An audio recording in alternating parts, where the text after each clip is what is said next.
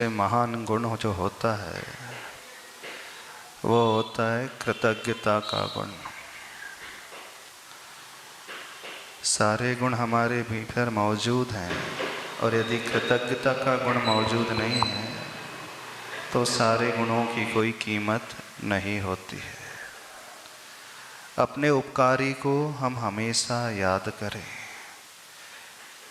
कोई भी व्यक्ति अपने उपकारी को भूले नहीं। जब सामान्य उपकारी को याद करने के लिए कहा जाता है तो जो हमें इस संसार मार्ग से निकाल करके सुख के मार्ग में पहुंचाने वाले परम गुरु होते हैं, उनके उपकार को तो हर व्यक्ति को बड़े श्रद्धा से भर कर के, उत्साह उमंग से भर कर के अपना सर्वस्व अर्पण करने में भी कभी पीछे नहीं हटना चाहिए।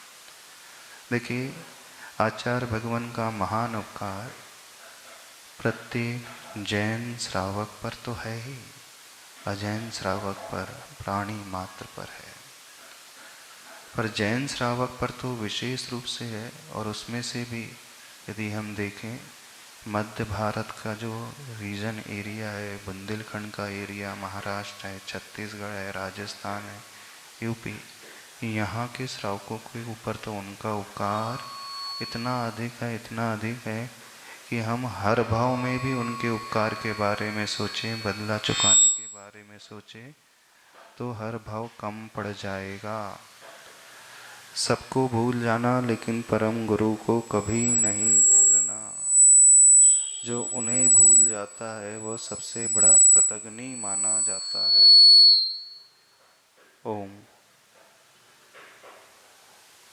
जहाँ कृतज्ञता हमारे भीतर आ जाती है, सेल्फिशनेस आ जाती है, स्वार्थपना आ जाता है, वहीं से व्यक्ति का पतन प्रारंभ हो जाता है। यदि हम अपने आप को ऊपर उठाना चाहते हैं तो कभी भी उन्हें नहीं भूलना। माघ शुद्धि नवमी के दिन गत वर्ष डेट के हिसाब से 17 फरवरी रात्रि 2:35 अथवा 18 फरवरी को वह अशुभ घड़ी हम सब के बीच में आई और आचार्य भगवान ने हमें छोड़ दिया। वैसे उन्होंने तो अपना लक्ष्य पा लिया, क्योंकि साधक का अंतिम लक्ष्य संलेखना पूर्वक अपने शरीर को छोड़ना, पूर्ण चेतन अवस्था में, पूर्ण जागृत अवस्था में, पूर्ण समता का भाव रखते हुए, पूर्ण निस्पृहता का भाव रखते हुए, मन में कोई आसक्ति किसी से भी नहीं। यहाँ संलेखना एक जीव की हो जाती है तो नियम से वह अधिक से अधिक यदि संसार में रहता भी है तो 7-8 भव, उससे ज़्यादा नहीं, और जल्दी से जल्दी 2-3 भव में तो वह अपना कल्याण कर ही जाता है। तो उन्होंने अपना तो कल्याण किया ही, लेकिन विगत 55-56 वर्ष की साधना में 1968 से लेकर 2024 तक का जो लंबा काल, इतना विशद काल, इतना महान काल, इतना बड़ा काल, यदि प्राचीन हम इतिहास को खंगाल करके देखें जैन धर्म की, तो इतने विशाल समय तक, इतनी दीर्घ अवधि तक कोई एक व्यक्ति आचार्य पद पर अधिष्ठित रहा हो, बड़ी दुर्लभता से मिलता है। आचार्य कुंद भगवान को आचार्य पद लगभग 44 वर्ष की उम्र में मिला था और उनकी आयु 95-96 वर्ष की, यानी उनका जो भी आचार्यत्व का काल इतना ही था। और आज उनसे 2000 वर्ष के पश्चात, जहाँ आज की भौतिकता की चकाचौंध है, हर व्यक्ति विषयों की ओर भाग रहा है, हर व्यक्ति अपने लिए जी रहा है, ऐसे प्रतिकूल माहौल में रहते हुए कोई ऐसी महान आत्मा जिन्होंने यहाँ जन्म लिया, तो उनके जन्म लेने का कारण तो एकमात्र हम सबके सामूहिक पुण्य का ही उदय है। नहीं तो महान आत्माएं ऐसे काल में, ऐसे क्षेत्र में जन्म नहीं लेती, और वह भी होंडा और सर्पणी काल में।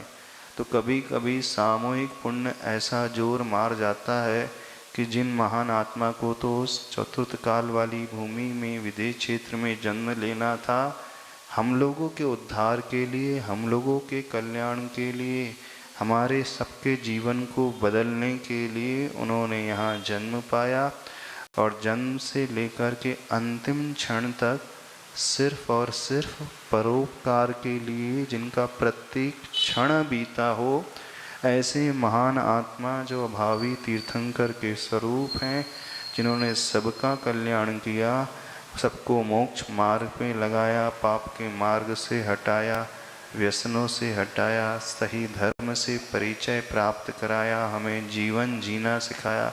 इतने सारे तीर्थों का सृजन जिनके माध्यम से हुआ, जीवंत तीर्थों का सृजन जिनके माध्यम से हुआ, क्षेत्रों का जीर्णोद्धार जिनके माध्यम से हुआ, जीवों को अभयदान जिनके माध्यम से मिला, जीवों को औषध दान जिनके माध्यम से मिला, लौकिक ज्ञान दान और पारलौकिक ज्ञान दान, शिक्षा का दान जिनके माध्यम से मिला, अभयदान जिनके माध्यम से मिला, अर्थात अभयदान, औषध दान, ज्ञान दान, सब कुछ आश्रय दान, सब कुछ इनके माध्यम से, एक को नहीं, दो को नहीं, गिनती नहीं है, इतने सारे लोगों को मिला।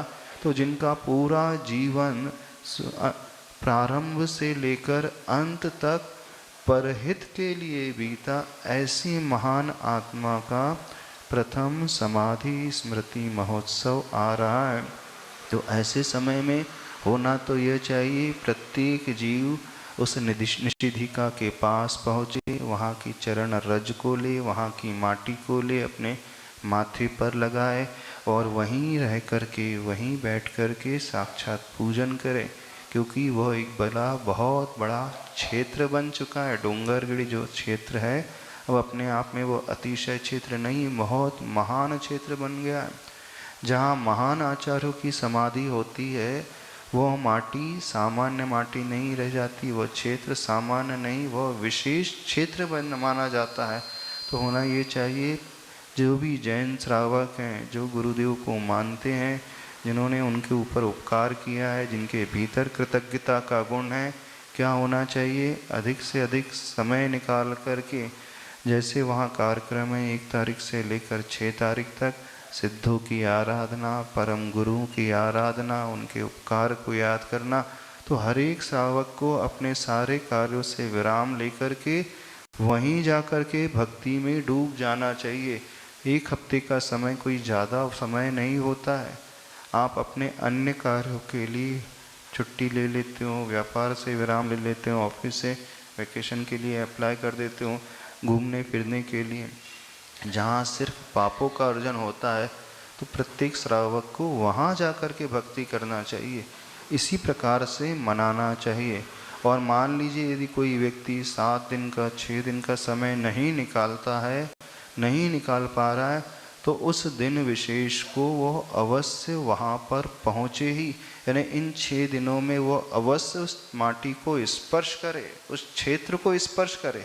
यदि उस क्षेत्र को स्पर्श कर लिया तो समझना हमने वहाँ की वर्गणाओं को ले लिया। मात्र वहाँ पर आचार्य भगवान की समाधि स्थली नहीं, अतिशय क्षेत्र नहीं, अब उस क्षेत्र की पूजा करने के लिए न जाने कितने देवतागण आते हैं और वहाँ उस क्षेत्र की आराधना करते हैं। तो वहाँ की वाइब्रेशन अपने आप बहुत पावरफुल वाइब्रेशन हो गई है। हो सकता है आप लोग तर्क रख सकते हैं कि हम भक्ति ही तो कर रहे हैं, कहीं भी बैठ कर के कर लें, लेकिन वो क्षेत्र विशेष की ऊर्जा आपको दूसरी जगह बैठ कर के नहीं मिल सकती, वो साक्षात वहीं जा कर के मिल सकती है। तो हर एक श्रावक का एक कर्तव्य है कि वहाँ पहुँचे ही, अवश्य ही पहुँचना ही चाहिए। और जैसे हमारी तो भावना है कि हम भी पहुँच जाएं, लेकिन अब कार्यक्रम इतना व्यस्त था और यहाँ से लगभग 200 किलोमीटर की दूरी है, तो इतने पीरियड में हम पहुँच नहीं पाएंगे। तो भावना ये है कि तारीख के हिसाब से समाधि दिवस वहाँ पर मनाएं, और जब तक यहाँ पर हैं तो यहाँ पर भी 4, 5, 6 तारीख को त्रिदिवसीय एक कार्यक्रम रखा गया है, बड़े अच्छे से आचार्य भगवान के उन उपकारों को याद करने के लिए। अब हर एक व्यक्ति को अपना उसमें योगदान देना ही चाहिए और कुछ नहीं करना, थोड़ा सा अपने से, अपने व्यापार आदि से विराम लेना है। और आपके भीतर यदि कृतज्ञता का गुण है तो उस ग्रेटिट्यूड की भावना को लेकर के आए। जो व्यक्ति इस प्रकार से उनकी आराधना भक्ति करेगा, तो जो लक्ष्य गुरुदेव ने पाया है, जैसे उन्होंने अपना जीवन जिया है, जैसे उनकी साधना रही है और जैसे उनका अंतिम समय पूर्ण चेतना वाला जागृति अवस्था में, वही फल हम सबको मिल सकता है। हमारी भी संलेखना, हमारी भी अंतिम समय की साधना तब अच्छी होती है।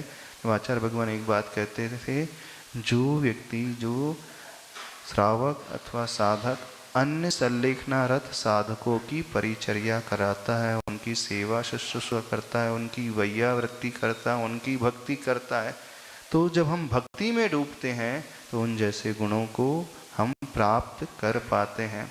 तो हम सभी लोगों से कहना है, इधर उधर के एक्सक्यूजेस बनाना छोड़ दें, बहाने बनाना छोड़ दें, अपने रिस्पॉन्सिबिलिटी को समझे। दुनिया तो चलती ही रहेगी, घर गृहस्थी हमेशा लगी रहेगी, व्यापार हमेशा लगा रहेगा। यदि गुरु को आप मानते हो तो इन दिवस को बहुत अच्छे से मनाना चाहिए।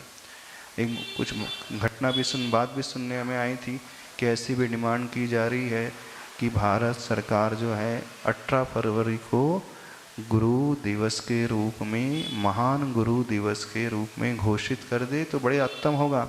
जैसे गत वर्ष माननीय प्रधानमंत्री जी ने अपने भावांजलि व्यक्त की थी, जब आचार्य भगवान की संलेखना हो गई थी, बड़े भावुक होकर के आचार्य भगवान के उपकार को याद करते हुए कहा था कि इस देश के ऊपर आचार्य भगवान का उपकार है। आचार्य भगवान की विचारधारा शिक्षा के क्षेत्र में है, राजनीति के क्षेत्र में है, पर कल्याण के क्षेत्र में है, गरीबी उन्मूलन के क्षेत्र में है, स्वदेशी जागरण के क्षेत्र में है। एक एक उपलब्धि को उन्होंने गिनाया था। तो जैसे बहुत सारे डे वे सेलिब्रेट करते हैं, घोषित करते हैं कि इंटरनेशनल योग डे, क्षमा दिवस, वात्सल्य दिवस, रक्षाबंधन दिवस, ऐसे ही महान स्मृति में 18 फरवरी को महान गुरु दिवस घोषित करें तो यही उनकी सही विनयाञ्जलि मानी जाएगी। ये पूज्य